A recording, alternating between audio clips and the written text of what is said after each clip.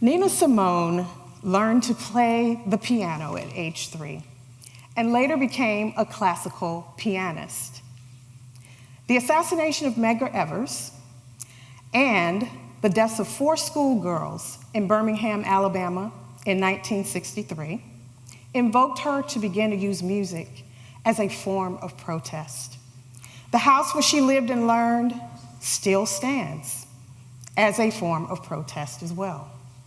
In 2018, this house was designated a national treasure, just as Nina Simone was an international treasure. It is a site of memory, a still small voice in North Carolina, which incidentally is where I was also born. It symbolizes our nation's identity, and it reminds us that this voice of this house belongs in Nina Simone's story.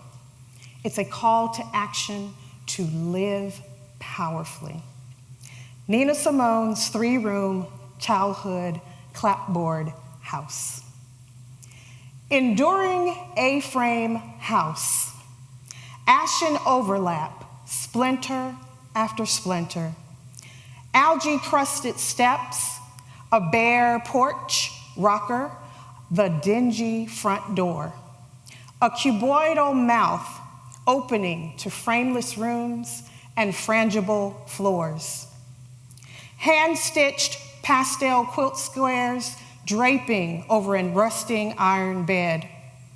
Just past the blue shiplap room, dark, cold, wood-burning stove, a silenced kettle, sheer pushpin curtains, curled windowsill paint, still shiny Jesus, the cross, the wall-mounted phone, its hand crank, near a starless window, the piano, the standing sheet of bold font Bach, timeless, engraved, curvy piano organ, defiant and relentlessly Black. What I know of loving powerfully begins with loving myself. And a time when I had to consciously do this in a relationship was when I realized I was in a Voodoo Chicken situation.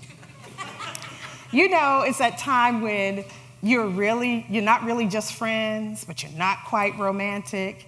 You don't want to lose your person, but you're not willing to totally commit.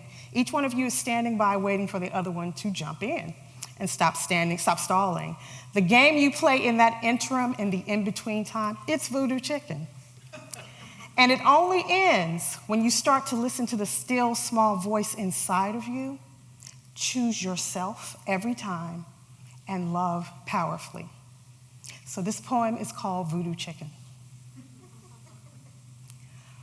Gots me hanker, gots me squall, peeping tall Tom at your lovely in your throat. And the itch, hellcat itch of it, rides me like a witch into the night. Those lonesome nights, no calm will come.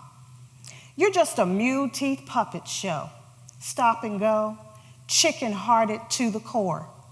You say, don't cross the line, don't crack the door. How sweet meat, milk, how navy black, how crow. But love has stayed and love is made, is all, is with, for. We almost did, just about, know how, wouldn't, fall. This moot jinx so far in, it's inside out. We say we won't, but reckon do. Yak, yak, yak. Stall for if, wait for good. Gut in, ass out. I grew up in a house with parents who did not have the economic means to always give us entertainment or have us involved in extracurricular activities. But somehow my parents always seemed to save the money for us to ride to Richmond, Virginia to see Barnum and Bailey Ringling Brothers Circus. And it was something that my brother and I so looked forward to all year. We were waiting to go to the circus. This poem is about that experience. I was so taken with all the moving parts of the circus, and they also mirrored all the moving parts of my family. Here's what I imagine the narratives of onlookers to be when they saw us. Poor things, this must be the only spot of happiness they ever have.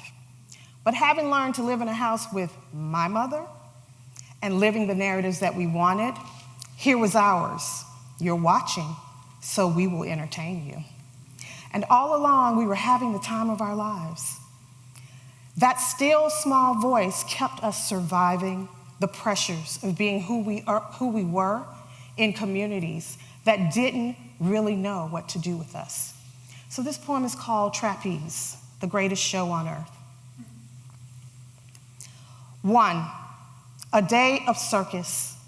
My brother and I shimmy and jive in back seats under the cream leather roof of our bay brown family Thunderbird. For $5 hard-earned dollars, we will get life-size posters of midget twins in tuxedos, drum rolls, and a ringmaster. Lions and cheetahs crawl from immense steel playpens, and I don't blink. We, a black family from a shabby house, have rubbed 2 nickels together for change. Even the flying Walendas can't hang and connect from our trapezes.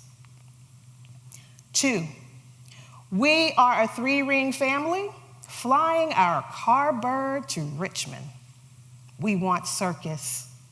Daddy peels a $5 bill from the wad of ones so we can see clowns. Painted men who look like bright nosegays, pinks, reds, oranges, white, and jumping yellows. Daddy's face is many browns and frowns. I look at him looking at clowns, sucking popcorn husk from his teeth. Same enamel suck noise of the tongue as it slides over bicuspids, making mouth wind after meat. In an end ring, 22 clowns have begun to stow themselves in a chartreuse Volkswagen Bug. I remember that we have come to this tent riding the hum of nut brown metallic roar and dreams.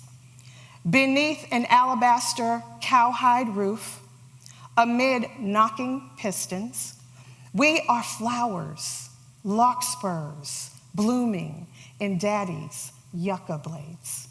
3, the hucksters, peddling peculiar to 5,000 natural curiosities.